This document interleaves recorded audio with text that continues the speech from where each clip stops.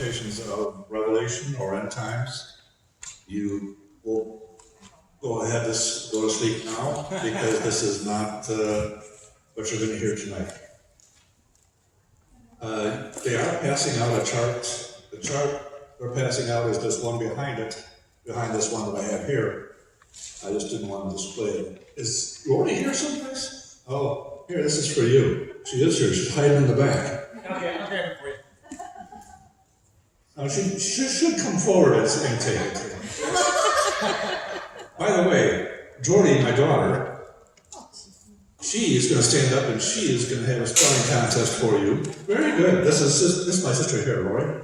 Hi, Lori. That's my note for tonight, by the way, if you want to have a copy of it. You got it. If I fall down or something, you can carry on. So Jordy is going to spell the name of the book that we are talking about tonight. So Jordy, I want you to stand up. Can you spell it? I-T.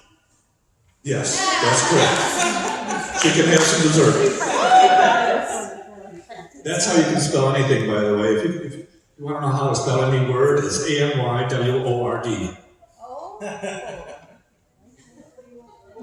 All right, I practiced this many times, and according to the schedule, I took about 45 minutes each time I did this, 45 and 43 minutes. And according to the schedule, my time is up in about 2. This is going to be quite quick. Okay, the book of Revelation has a beginning, a middle, and an end. Any questions? The book of Revelation is a very different book from any other book in the Bible. And what you want to know, if you're going to study it and come to a good understanding or right understanding, is several things about prophecy. The first thing is that what is the first thing? Oh, okay. The first thing is you want to interpret Scripture by Scripture. In the case of Revelation, the Scripture you have to be familiar with or should be familiar with would be end times or eschatology Scripture. So that would be Daniel chiefly, Ezekiel chapters 38, 39, Zechariah 12 to 14, New Testament, 1 Thessalonians, Matthew 24, 25, and there's a few others. But the point is, if you read Daniel first, you'll get a better clue when you get to Revelation. That's where the 70th week, or the 70 weeks is first talked about. Okay, the second thing you need to remember is that prophets, at my work, I have a desktop, a screensaver, and what it is like the peaks of the Alps from a plane viewpoint and airplane. And what you see is all these peaks. And I thought, that's something, because that's how it is with the prophets. What they see in their visions, each of the visions will be a mountaintop. And what they can see plainly is the mountain peak, the tops. What they don't see is the valleys in between them. So they have no idea of the timing, nor of the sequence necessarily. Keep that in mind. The third thing is that the book of Revelation has 44 different visions that John was given while he was on the island of Patmos around 95 AD. And those 45 visions are passages in the book of Revelation, and they do not go left to right. Okay? No, it's not left to right. They don't go left. So what they do is they jump around. You cannot judge what the next vision is based on what the first one was. You have to take cues or clues from inside each passage. What I did was, you remember from my talk before when I was here about evolution, that I am a scientist, and one of the things that I like to do is make charts. So I have a chart here, I have another one here. This is the 44 visions and the timing of that. So if you see, the biggest thing you need to learn about this pink one, what you have to see is that the chart moves around a lot. It's not just a straight line from top to bottom or left to right. So 14 distinct times, there's a significant jog in the timing of the subsequent vision to the previous vision. Another thing to keep in mind is that when the Bible was written, when the individual books were written, originally they did not have chapter and verse, and they did not have headings, summary headings. And a heading would be Moses leads God's people out of Egypt, followed up by the Exodus. A couple of the ones in the book of Revelation I don't believe are correct. Those are not scripture. Okay, just remember that. And remember, when you put all these words together without breaks and without paragraphs and chapters, that may be how the interpretation could be changed because of that. Chapter 8 is one example. The last thing to keep in mind is that one thing about coming up with an interpretation of the book of Revelation is that your interpretation may be different from somebody else's interpretation. So when I say, I believe that the first horseman, the one on the white horse, is a coming to conquer, a leader coming to conquer and conquering, and you may say that's Jesus. Different interpretation. There is a white horse with Jesus on it toward the other end of the book. So, as far as interpretations, I'm talking about more meaty interpretations than that, like the telescoping view of the seals and the trumpets and the bowls, rather than a concurrent type of view. One thing all experts will agree, though, on this topic is that you can have a different understanding, come away with a different understanding based on a different interpretation, and there's nothing wrong with that. Two credible Christians can come up with different interpretations of the very same passage, and that both of them can be scripturally valid.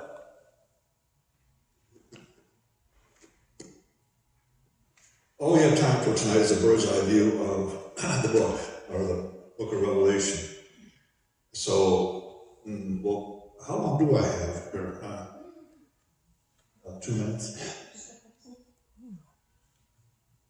Okay, so I guess it's open-ended, so we'll be here quite a while. What I want to talk about first, before I get into the book, was something called the rapture. Anybody heard of the rapture before? Who's read the rapture in the word rapture in the Bible? The word rapture does not occur in the Bible. The idea of the rapture and what we know of it comes from 1 Thessalonians chapter 4, verse 5 and following. In there it talks about, let's see if I can get a quote.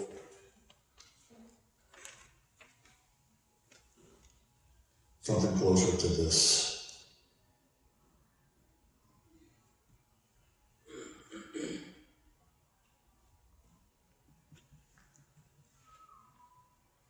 Does anybody know it by heart? Well, it says, he tried to tell the people, the Thessalonians, that they're not to worry about the end times, because as far as asking when it's going to happen and what's going to happen, but he says, those who are living will be called to meet Jesus in the air, and we who are to be with him from then on. So the dead are to be called first, they will be with Jesus, and then the living believers will follow the dead believers to meet Jesus in the air, and then we will be with him from then on. We will then go to heaven with him, wait another 3.5 years, and then we'll come back with him, behind him.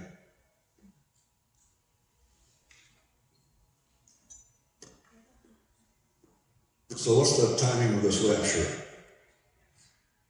I'll tell you for sure, two things you can know about that. One is that it has to happen prior to the Great Tribulation that's spoken of by Jesus in Matthew 24.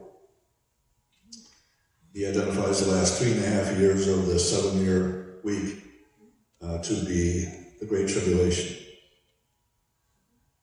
I will also say that there's been like 10 prophecies out there that are very significant since 1948, and they're just the regathering of the people in 1948 is one of those prophecies. There's 6 other significant prophecies that are found in a video called The Prophecies of Israel by David Reagan, I think it is. And he mentions the specifics of those that have already happened. And then there's also prophecies about Psalm 83 and Isaiah 17. And I personally believe that Psalm 83 happened in 1948 to 49. And I believe that Isaiah 17, destruction of Damascus, happened in the 723 BC by the Assyrians.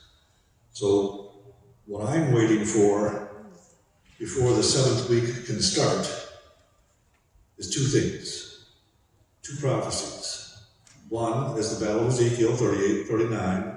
That has to be prior to the start of the 7 years. Because in 39:9 it talks about them burying the bodies for 7 months, and it talks about them burning the weapons from the battlefield for 7 years. That's not something you're going to miss. Not something that's happened already. The people who are going to be killed in that are going to be killed by a humongous earthquake, amongst other things, by God.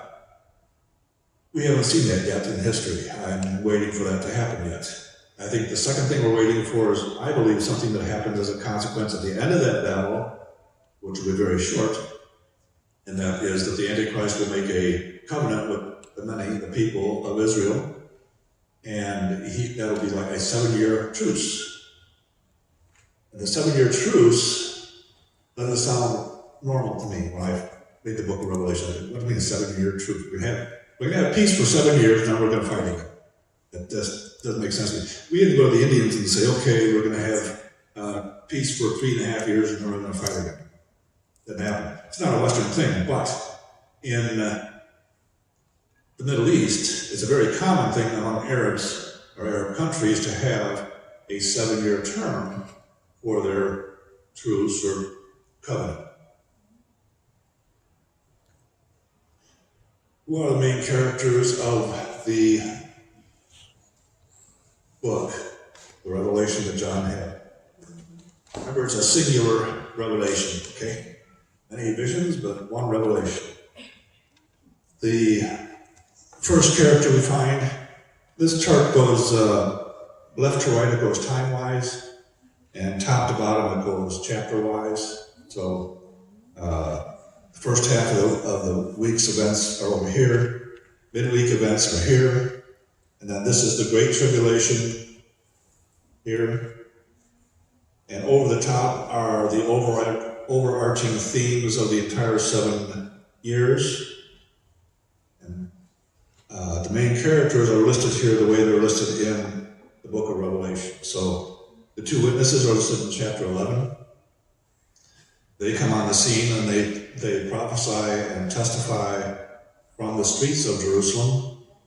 And right now, the only place where you can see the streets of Jerusalem, not only in the tunnel, but the main part that's exposed is at the southwestern corner of the Temple Mount, on the street level.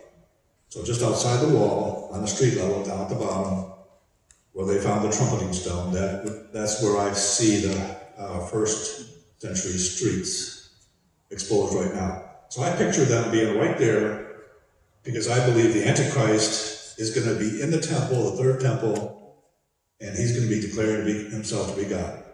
I think the 2 witnesses are going to be down below, saying that person up there is not the Messiah. He's not your Messiah. That is a false prophet. That is a false Christ. He's not speaking the truth. He's not God. Jesus came. He came already. You didn't recognize him, but that's the truth. Okay, the next character that's mentioned in chapter 12 is Israel. Israel is the main character of the book of Revelation. The period of 7 years is not only to prepare the earth and the temple for Jesus' 1,000-year reign, but it is also to bring the people of Israel back to God as his people. Satan is mentioned also in chapter 12. He becomes the dragon. We have the beast from the sea, who is the first beast that's mentioned here. Chapter 13, that's the Antichrist. Sea or waters represents nations, so he comes from the nations. Where else is he going to come from? Beast from the land is the next major character we have. He is not mentioned or doesn't come on the scene until the middle of the 7 weeks. The 70th week, 7 years, middle of 7 years. I don't want to call the 7 weeks the tribulation because I don't believe it, the whole 7 years is the tribulation. I think the first, we'll get that in a minute. The last thing there is mentioned is in chapter 14, and that's the godly and the ungodly. The godly are mentioned in 2 places. First of all, before the rapture and after the rapture. So those who are believers that are living at the time of the rapture would be raptured and taken away, taken out of the world. So at that time, 2 billion people are going to leave the face of the earth because that includes most of the kids. The other thing that's there is that there are people who are converted after the rapture, but they are not, it's not a large scale thing that happens right away. The other people who are mentioned there are the ungodly then, the people who are not believers. Unbelievers at the time of the rapture will be those left behind, but the only people on earth will be unbelievers at that point. Now most of those will stay unbelievers, and they will end up either killed in the battle of Armageddon, or they'll be judged and placed into the lake of fire. For me, the book is kind of like a play. You've got the main characters who we go through a chapter at a time and talk about the main characters. And then the start of the book in chapter 6, we talk about the 7 seals. And I look at those overarching themes. There's a lot of places in my talk that I'm just going to say skip. And that means there's probably 5 or 10 minutes of detail I wanted to say. Skip. But I wanted to say something about the seals because the way I understand it, this first seal is called a leader on a white horse going out to conquer and conquering. The second seal is wars and rumors of wars. The third seal is famine. The fourth seal is death and Hades. Fifth seal is martyrs. Sixth seal is an event. And the seventh seal is an event. The seventh seal is a half hour of silence in heaven. Now, the traditional interpretation would say that the 7 seals happen sequentially, 1 through 7. You have the 4 horse riders, 4 horsemen, so you get 1 at a time. But I don't see it that way. How can you have, well, let me put it this way. For the first 30 years that I studied this, that's the interpretation I tried to take. But it's the one that kept bothering me throughout the book about different things. For instance, the first seal is the leader going out to conquer. Okay, I can understand that. To me, that's the Antichrist. Second one is the rumors of war and rumors of war.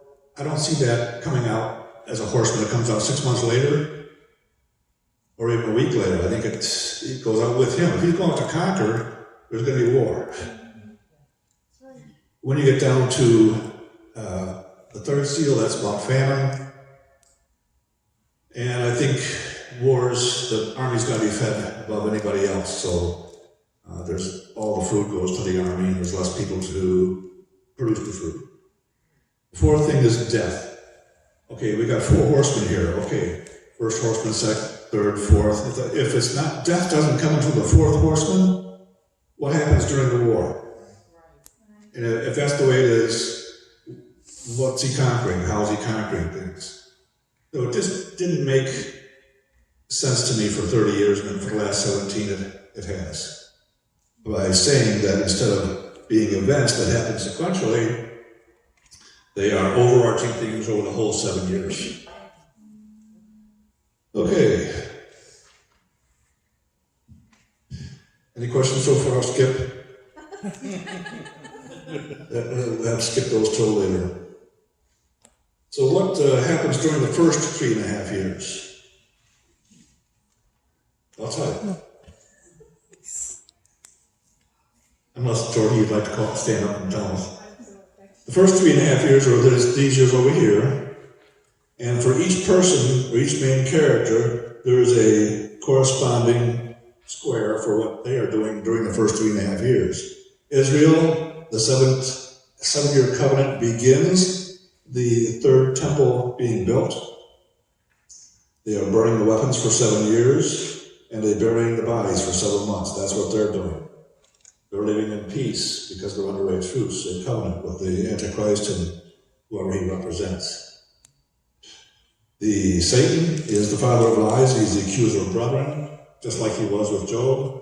He goes before God daily or weekly or how often God allows it, and he says, "What about your servant Job? He's not perfect." Then there is the beast from the sea, the Antichrist, and during the first 3.5 years, the seventh empire, or the Islamic empire, is formed. I think this is where he's going out to conquer. I think he is an Arab from a Shiite country who goes out, and when he first comes on the scene, 3 horns are supplanted by him. So I think those are the 3 countries that are already Shiite. He convinces them to be with him and try to form a coalition like Nasser tried to do in the 60s. So he's trying to unite the Arab kingdoms all together, and I think he ends up doing that. In fact, the 10 kings that are talked about in Revelation 17, I think that's who they are. And the 7 that are not the original 3 would probably be the countries that are mostly Sunni Islamic nations, Muslim nations. Okay, the beast from the land, like I said, we don't hear nothing about him until the midway through. And I got down here for the godly people and ungodly. The event here at the first portion is the rapture. Now, I feel that the rapture happens right at the middle of the 7 weeks, 7 days, 7 years, whatever period of time it is. And the traditional view is that the rapture is the popular view, I should say, is that happens at the beginning or just before the 70th week of Daniel. So we're in agreement that it happens before the wrath of God, but we're not in agreement as far as the timing of it. And I don't mean by the minute or hour, I mean relative. Okay, so that's what happens during the first 3.5 years. So the question now is, right page, what happens at the middle of the tribulation? We're on the second page. All right, very busy time. 5 significant things happen at the middle of the 70th week. I think I might just call it tribulation for ease, otherwise I'm going to be up here all. Skip. Okay, middle week, right here. First off, Israel, what are they doing at the middle week? 1/3 of the Jews flee into the wilderness, and they're nurtured there, or kept safe there by God for 42 months. 42 months, by the way, in case you don't have a calculator, is 3.5 years, or 1,290 days, if you go by just 30-day months. Which, by the way, is what the Jews did in the olden days. Okay, so the other thing that happens here with Satan is that he's thrown out of heaven. He and his demons fight the angels. Excuse me. And they are thrown out of heaven for the last time because they are overcome. they are thrown down to the earth, and God says, don't come back. At this point, I think God turns to Jesus and says, and Jesus looks at him and says, now?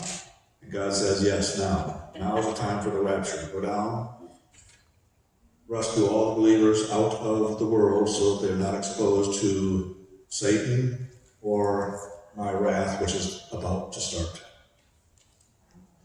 Then we have the beast from the sea, who is the leader of the Islamic Empire, who is the Antichrist. He received a fatal blow, and now he stands in the temple, and he's got a big announcement to make.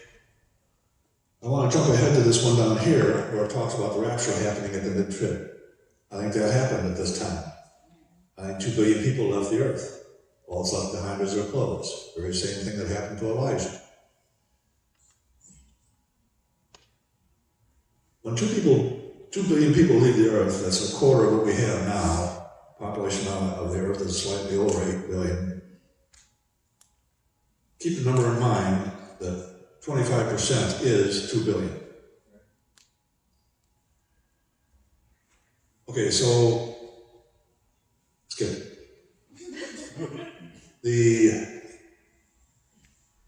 get that part too.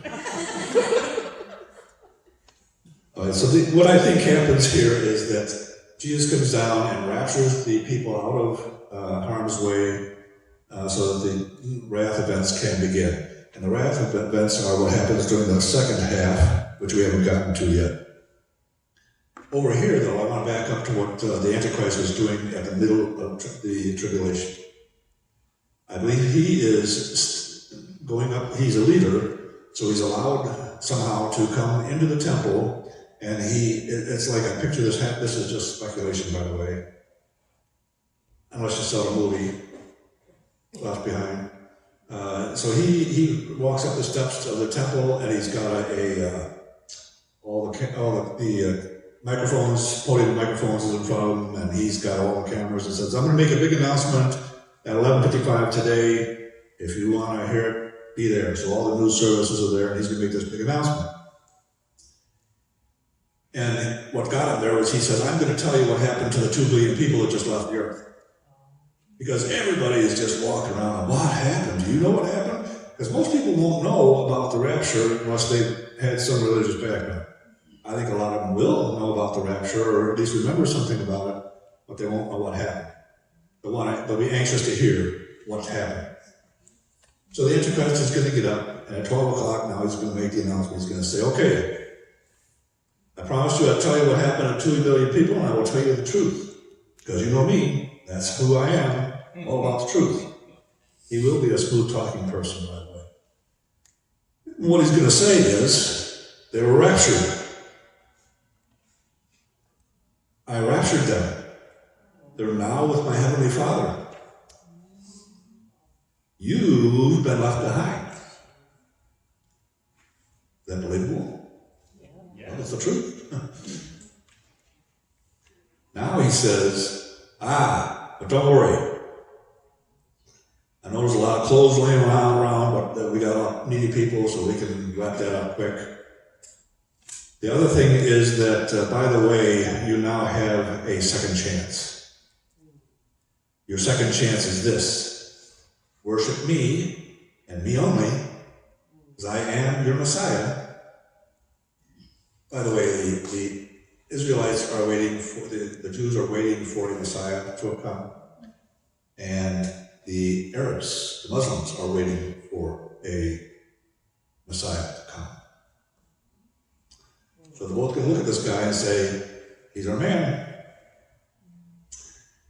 So so you got 2 religious groups willing to worship him to begin with. And these are all the unbelievers that are out. So the false prophet is also on the scene saying, okay, listen up people, here's how you get your tickets to worship the Antichrist. By the way, since we've had that famine during, all the battle that we had, what we have now is little food and little stuff, resources. So what we're going to do is, the Antichrist and his government will provide you with anything you need. All you have to do is sign up for your digital wallet, or take the mark of the Antichrist here, the mark of the Messiah, And you can have it on your right hand. If you don't have a right hand, you can put it on your forehead. We don't care. But those of you who don't have that will not be allowed to buy and sell.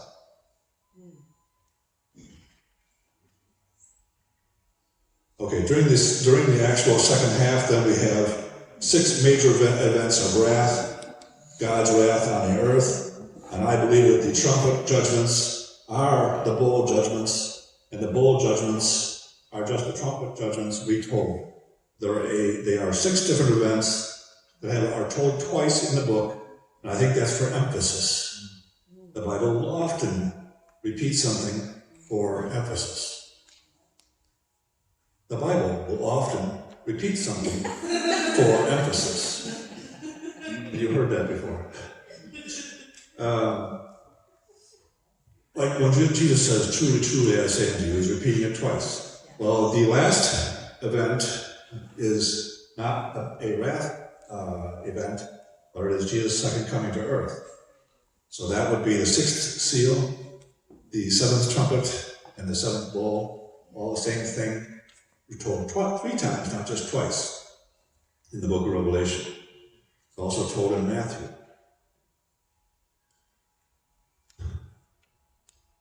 The 7th seal is a half-hour silence. And what that is to me, I just rewatched the movie Patton this past week, 1975. Anybody watched that movie, Patton?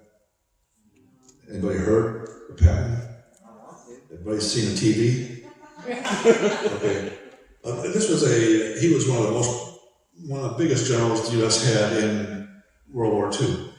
And he was on the European side of the theater. And he was a very big hero. And what I saw in the movie that reminds me of this silence, this happens after Armageddon.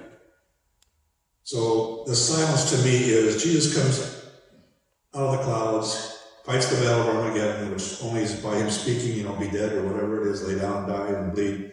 Whatever it is, it's done. I think he then rides his white horse through that battlefield, which could be the Valley of Megiddo, by the way. Megiddo is a town that's on the north end of Israel, and it's just south of the Jezreel Valley, kind of in the middle. And if you'd have stood there in the time of Elijah, you would have seen him running from Mount Carmel to King Ahab, to beat King Ahab back to his queen Jezebel, about 20 miles.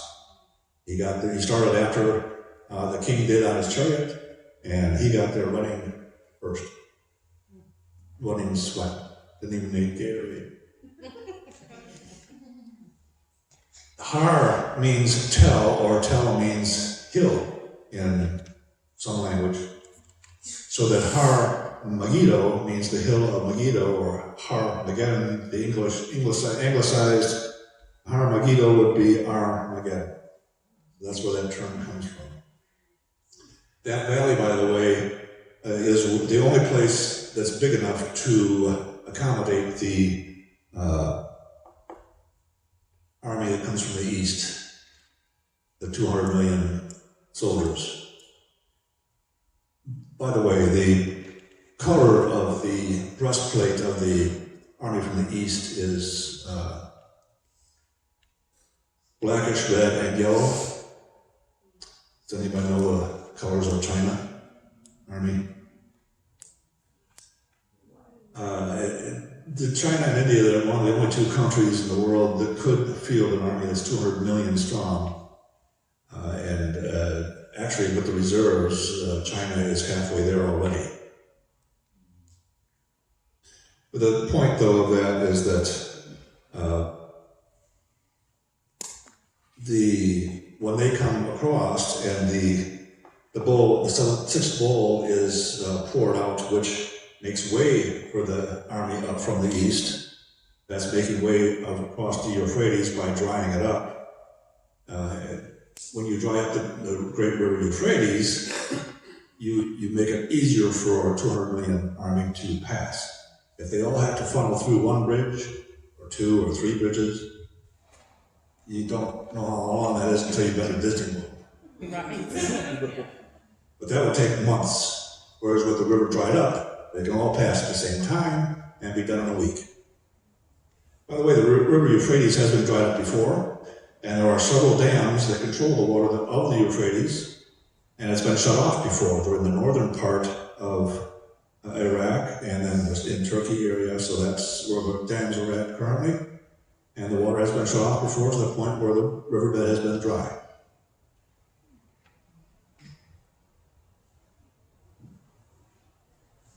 It's good. Okay, so the last thing then is what happens immediately after the tribulation. We're almost done. Okay? Are you with me still? Yeah. Okay. Just in case you're not with me. Don't be against me. At the end, after these 7 years is finished, Jesus in Matthew tells us part of what happens. I see it like this. The two witnesses are standing out there on the streets of Jerusalem, and they've been testifying against the Antichrist for 3.5 years now, making all the people who are watching on ESPN, making them all discouraged because they're talking about if you take that mark of the beast, you're going to not end up in heaven. You're not going to go to a good place. And he's telling them, we want you to, worship Jesus only, and you worship this Antichrist, you'll be an enemy of God. They've been saying that for 3.5 years, and nobody likes that message. So they are very happy when the Satan comes up out of the abyss and kills him at the very end of the 7 years tribulation. He kills them, and they fall down dead right there on the streets of Jerusalem. And I believe that's just outside the Temple Mount. Now their bodies, they disrespect their bodies by not burying them right away. They wait the time of Jonah, or the time of Jesus. They wait 3.5 days to bury them. In fact, they don't bury them at all. They're just laying there motionless for 3.5 days. And what happens then, let's say it's about 11:30 on a Thursday, sunny day, happy day in the fall, moderate weather temperature-wise, and then at 11:30, this crowd that's walking by them and stepping around them, somebody sees their finger twitch, or a hand wiggle. Oh, did you see that? His hand moved. Oh yeah, right, he's been dead for 3.5 days, get out of town. Well, that's what I thought it was. Somebody else come along, that hand is starting to move more, and the arm is starting to lift up, and both arms are starting to lift up.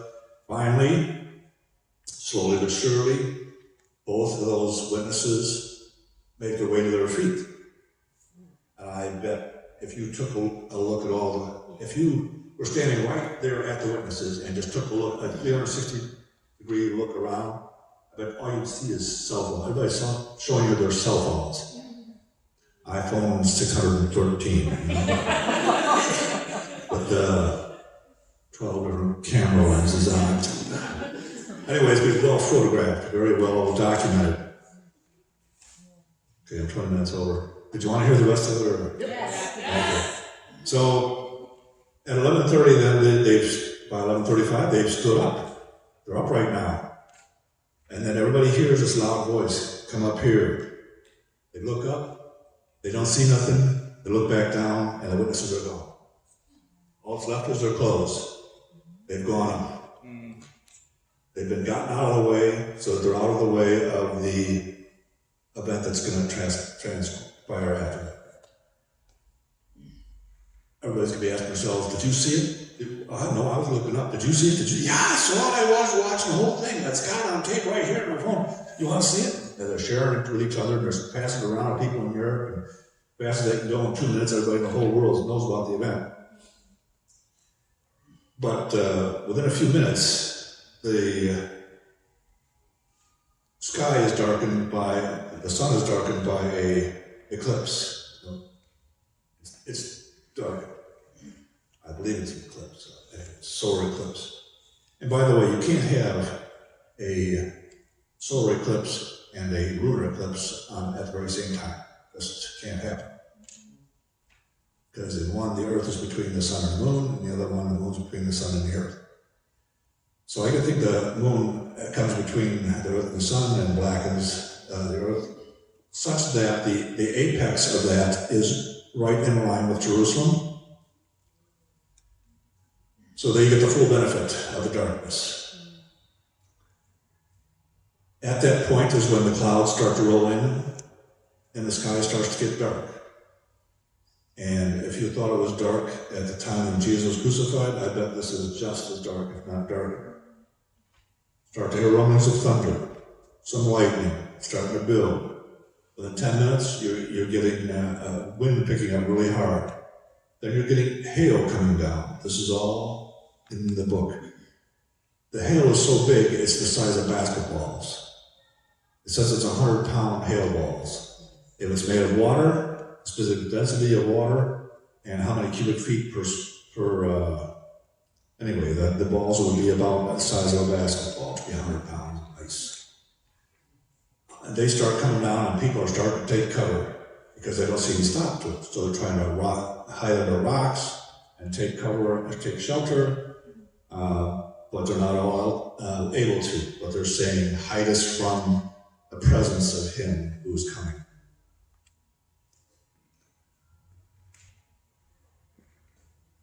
At the apex of that violent weather, you'll have a huge earthquake. By the way, there's a fault that goes right through the Temple Mount, and it exposed what was underneath there in 1919, 1920.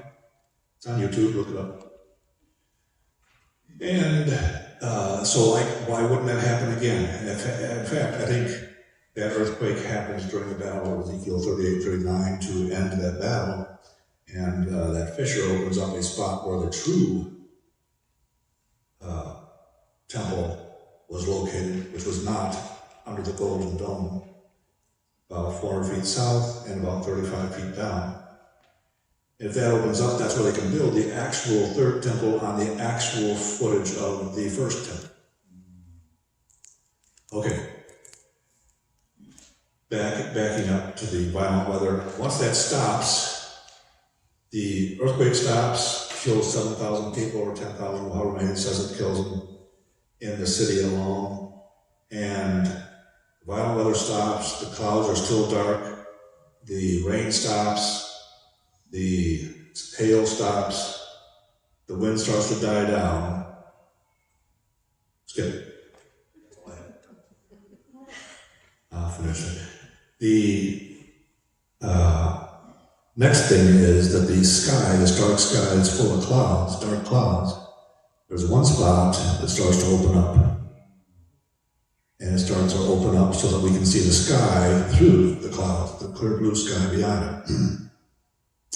That gets rolled up like a scroll so that we can see now a wider, big picture of the sky.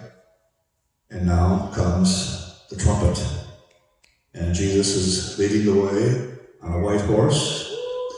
And we are following behind. All the saints and all the heavenly angels are behind him. We come down, and he ends up standing on Mount of Olives, from which he's going to do the battle of Armageddon. He does it by his mouth. They call it a two-edged sword, which is the word of God.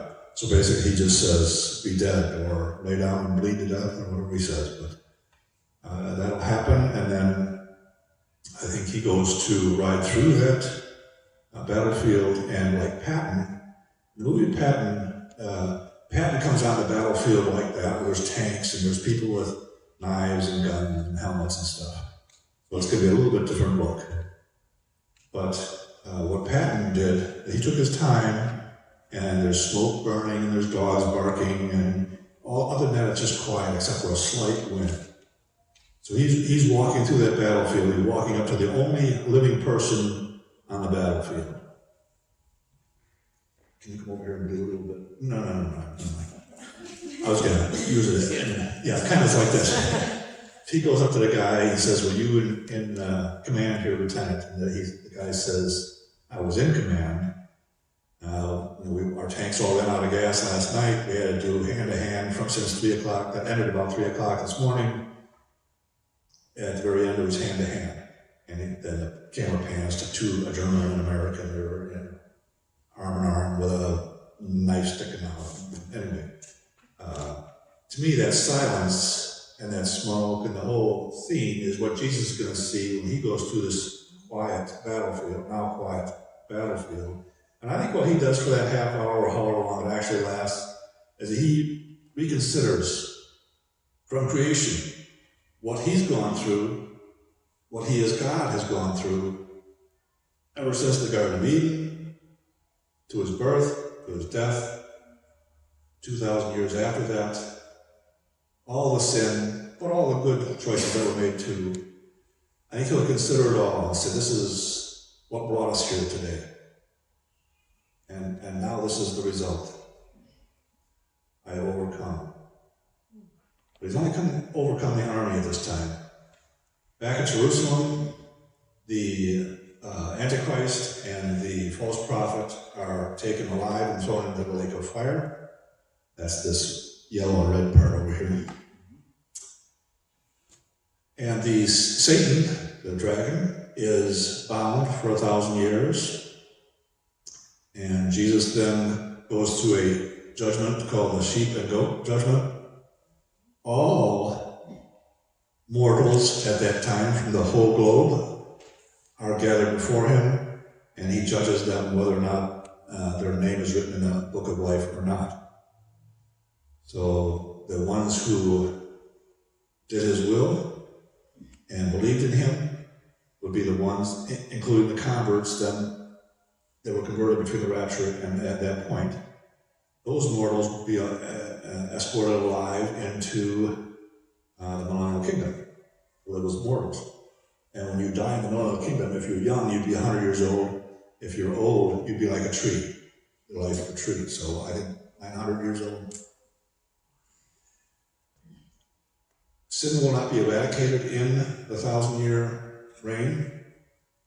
The reason I say that is because at the end of that 1,000-year reign, Satan is released, and he gathers an army against Jesus, against God, surrounds the city of Jerusalem, and and it's called the Battle of Gog and Magog, as opposed to the Battle of Gog or Magog, which is this first one over here, Ezekiel battle. And I think that after that killing of that army, and Satan is thrown into the lake of fire, and then we have the unbelievers who were mortals at the time of the sheep and goat judgment. They're the goats who enter the lake of fire at that time. We then get 45 days for him to make judgments and set up the 1,000-year reign. Whether he's telling us, Lord, you're gonna be reigning, the deaf girls over there. It's nothing personal. She does sign language sometimes, and I did a talk on evolution once at our church, and she was signing that particular day. Happened to be her first day. She's over here in the corner, speaking to her group, and they asked me to give a 5-minute spiel on what I was going to be talking about. So I put together about 6 or 7 scientific words or terms, ontogeny, recapitulates phylogeny, that kind of stuff. You should see her over there. Anyway, she'll be in charge of the deaf girls, and everybody will have their own people to reign over, if you were a believer. And I think Daniel is risen to reign at that time as well. I think that's what it means at the end of Daniel. After this is 30 seconds, skip 15 more seconds, we'll be done. The white throne judgment comes after the millennium is over. This is when all the unbelieving dead throughout all of the first 7,000 years are brought together. unbelieving dead are those who died after Jesus' time who had a chance to be believers, but they weren't. The Old Testament unrighteous would be the ones who would also be at this judgment.